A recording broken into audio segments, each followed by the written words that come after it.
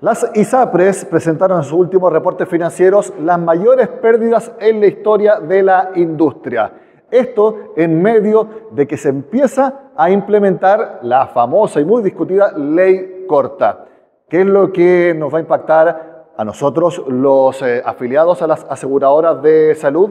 ¿Cuáles son las recomendaciones en este momento? Es el tema que desarrollaremos en este capítulo del noticiero de Renta 4.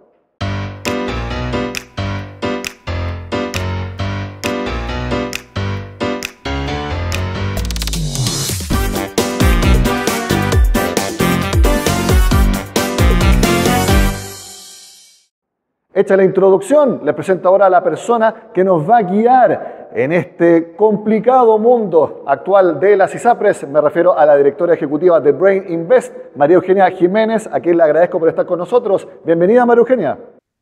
Gracias, Nicolás. Cuéntame antes de empezar la conversación, ¿cómo han estado los llamados de tus clientes para que les aclares dudas y también todas las preguntas que tienen respecto a las ISAPRES? Bueno, la mayor inquietud de las personas en los últimos días fue la carta que les llegó el día viernes 30 de agosto y para eso en nuestra oficina tratamos de ser proactivos y enviar información que aclare lo que les empieza a llegar. La carta para alguien que no está muy asociado a los términos no se entiende muy bien, pero en simples palabras es una carta que anuncia el monto que se debe pagar a partir de la remuneración de septiembre, pagada en octubre, y que a la mayoría le bajó un poco el precio y a algunos, curiosamente, no les ocurrió nada. Eh, y, y la carta algo tiende a decir de las alzas futuras, pero no es muy claro. Los clientes están muy preocupados, sobre todo aquellos clientes que son del grupo Banmédica y Vía 3 por el anuncio de la venta. La gente cree que por el hecho de que se vende un ISAPRE se van a quedar sin ISAPRE y eso es errado, ya que si alguien compra el ISAPRE tiene que asumir todas las responsabilidades. Y la otra gran consulta que he tenido es que la gente tiende a pensar que esta carta que les llegó significa algún cambio en los beneficios y eso no es así. La carta solo establece y detalla el valor que debe pagar el asegurado y su grupo familiar a contar de la remuneración de septiembre. Esto porque se implementa la adecuación de la tabla de factores. Ese es el primer cambio de la ley corta.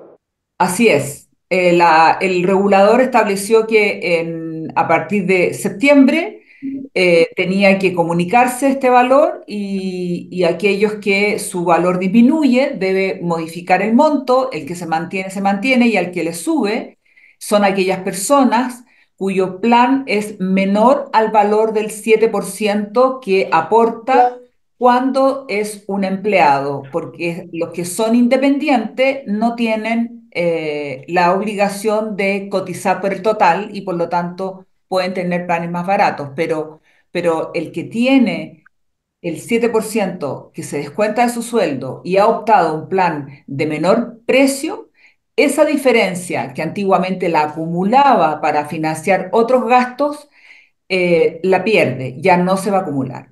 Eso es muy importante porque los excedentes se generaban cuando el 7% del plan, el 7% de la remuneración de una persona era superior al valor del plan, si que por ejemplo ese plan nunca se había modificado. Ese delta a favor de las personas se generaba como excedente y se enviaba una vez al año, por ejemplo, a la cuenta corriente o se podía usar, por ejemplo, para pagar remedios o para pagar prestaciones. Ese excedente entonces ya no se genera más y tengo entendido que solamente se puede seguir generando durante 2024. ¿Es así, María Eugenia? Lo que yo tengo entendido es que se pierde a partir de la remuneración de septiembre. O sea, las personas que todos los meses acumulaban en su cuenta 20, 80 o 100.000 pesos y podía gastarlo en gastos de salud, en financiar los bonos o en algunas farmacias que permiten comprar ciertos medicamentos, se pierde a contar del 1 de octubre. La diferencia que se paga mes a mes a contar de octubre respecto a la remuneración de septiembre, no se pierde lo anterior que no haya consumido. Perfecto, aclarada esa duda. Algo muy importante también, entonces, y yo por lo menos lo recibí en la carta de mi ISAPRE, que me mencionaba esto y que hay que tomar decisiones respecto a ese punto, porque o yo adecuo mi 7% a un plan distinto o bien tengo que recibir mejores coberturas por parte de la ISAPRE manteniendo el mismo plan. Ahí también hay alguna duda que quizás nos pueda explicar. Tenemos que, a ver, los planes que se han vendido en los últimos 3 años han subido mucho su precio respecto a planes antiguos en el caso de los hombres jóvenes, ¿ya? Entonces, generalmente el grupo que paga un valor inferior a su remuneración está en el grupo de hombres menores de tal vez 35 años. No creo que sea más allá. La verdad es que esa estadística específica no la tengo, pero en esa generación a partir del mes de septiembre no va a tener esa diferencia. ¿Qué tiene que hacer esa persona? Puede ir a su ISAPRE y cotizar un nuevo plan. A lo mejor hay algún plan que se ajuste a su 7%, pero es importante tener presente que la ley establece que las ISAPRES van a poder subir el precio durante este año con un máximo del 10%, que probablemente algunas van a subir, no sé en qué porcentaje, pero van a subir a tal vez un 3, un 4, un 5, no lo sabemos, y a lo mejor algunas sube el 10%.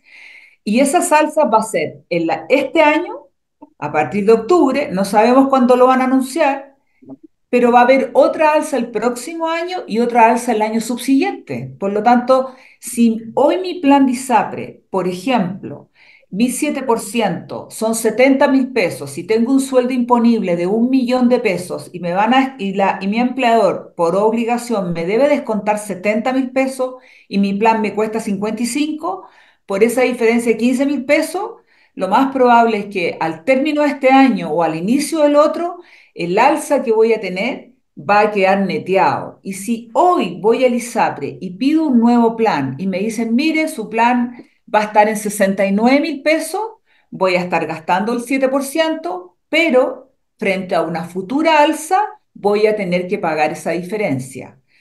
Si me preguntan a mí una sugerencia, yo esperaría a ver qué pasa. Si es que mi diferencia de plan respecto de lo que pago no es muy alta, yo esperaría que lo que pasa, porque si no, un nuevo plan me va a significar sacar plata del bolsillo para financiar la diferencia. Si las diferencias son importantes, ahí sí busque un plan que se ajuste más al 7% de lo que paga mes a mes. ¿Y eso puedo hacerlo efectivamente, María Eugenia? ¿Puedo decirle a la ISAPRE, saben qué? No quiero tomar ninguna decisión, prefiero esperar a ver cómo me impacta las alzas que van a venir, porque esas alzas están fijadas por ley precisamente para que tengan algo más de ingresos las ISAPRES por todo lo que se les descontaron por la adecuación de la tabla de factores? La persona siempre tiene derecho a cambiarse de plan y ya sea a un plan que sea más caro, que le dé más beneficio, o un plan inferior, que le dé menos. La ISAPRE podría mañana negarse y decirle, ¿sabe qué? No estoy dispuesto a darle este mejor plan, porque probablemente puede evaluar que tiene ciertos riesgos, es decir, preexistencia, que no está dispuesta a asumirla. Pero la industria sabemos que está muy revuelta. La prioridad número uno de la ISAPRE hoy día es contener los costos, buscar la mejor manera de financiar los gastos, y para eso tiene que recaudar los pagos. Y para eso, bienvenido sea a aquellas personas que tienen planes que valen menos y que les quede algo a favor del ISAPRE. Ahora, no pueden negarse a ofrecerle un mejor plan. La ley corta lo establece. La persona tiene el derecho a pedir un mejor plan para ocupar su 7% en un plan que él elija. Pero la recomendación es que si la diferencia no es muy relevante, tiene que saber que cuando suba el precio le va a significar pagar una diferencia que la va a tener que sacar de su bolsillo. Se ha hablado mucho de fuga de afiliados de las ISAPRES hacia FONASA. utilizando además una cobertura privada de salud. ¿Ese fenómeno se ha incrementado en el último tiempo? Sí, pero eso, yo he tenido sorpresa, gente adulta, o sea, no adulta, gente muy mayor, gente sobre 70 años que ha decidido irse de su ISAPRE. Me pasó con dos clientes. Me aburrí, o sea, esa fue la respuesta. Me aburrí, María Eugenia, fui y me salí del ISAPRE. ¿Qué tengo que hacer? Y yo casi me muero, porque en realidad no sé cuál fue la motivación que tuvo ese par de personas de tomar esa decisión, pero eh, lo lógico es que si una persona decide irse a FONASA porque efectivamente el costo es muy alto, debe asegurarse con un seguro en una segunda capa.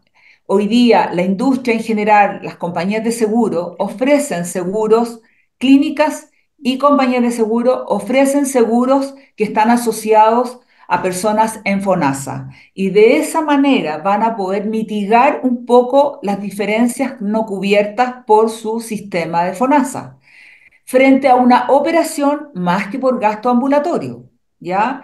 Los gastos ambulatorios en general no son los más altos, igual se gasta plata, pero lo que a uno lo desfinancia y lo puede llevar a una situación económica muy desmejorada es una operación y sobre todo una enfermedad más grave.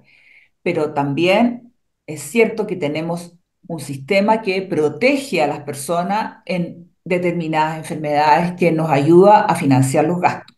María Eugenia, mi última pregunta que le puede interesar a quienes están atentos a los movimientos de mercado. Tú mencionaste que sobre todo clientes de Banmédica de día 3 están muy expectantes porque se anunció la venta de la empresa. Bueno, fue el grupo estadounidense controlador que anunció la venta de todos sus activos en la región, especialmente en Chile, en Perú y Colombia. Pero se anunció que están en proceso de búsqueda de quien esté interesado, no que haya precisamente alguien que ya haya puesto alguna oferta sobre la mesa. Eso es por lo menos lo que se conoce públicamente. ¿Tú tienes alguna otra información o algo que se esté conversando internamente en la industria respecto a si es que hay alguien interesado en esos activos? Bueno, el mayor interés de aquellos que están interesados, valga la redundancia, tiene que ver con los centros hospitalarios y los lugares de atención ambulatorio, más que hacerse cargo de la mochila de los afiliados a las ISAPRE, porque comprar la ISAPRE en sí significa asumir un gran gasto inmediato que es la deuda que tiene. El negocio tras esta empresa ISAPRE tiene que ver con que los planes, de alguna manera, la gran mayoría de los planes de la ISAPRE están asociados en que cubren más en aquellas empresas relacionadas. Es decir, por ejemplo, el grupo Banmédica es dueño de Clínica Indisa y de Clínica Santa María. Y lo más probable es que la gran mayoría de sus planes cubren mucho más en esas clínicas. Entonces, cuando uno tiene clientes, entre comillas, medios cautivos, porque saben que van a ir a esas clínicas, el negocio es redondo. Entonces, el atractivo de algún grupo económico que esté interesado en el grupo Banmédica tiene que ver más bien con las clínicas y los centros de atención ambulatorios, porque es ahí donde está la gran ganancia. Vender planes de ISAPRE no es un gran negocio, menos ahora. La ISAPRE es la vía para tener los centros hospitalarios llenos de clientes. Y ahí sí hay muchos interesados. María Eugenia Jiménez, directora ejecutiva de Brain Invest, muchas gracias por conversar con nosotros, aclarándonos el panorama de la aplicación de la ley corta de ISAPRES. Que esté muy bien. Gracias por invitarme. Este fue un noticiero de Renta 4 más particular y más enfocado a dudas que tenemos todos los que estamos asociados hasta ahora en la industria de las ISAPRES. Soy Nicolás Paut y los invito a que sigan en compañía de nosotros.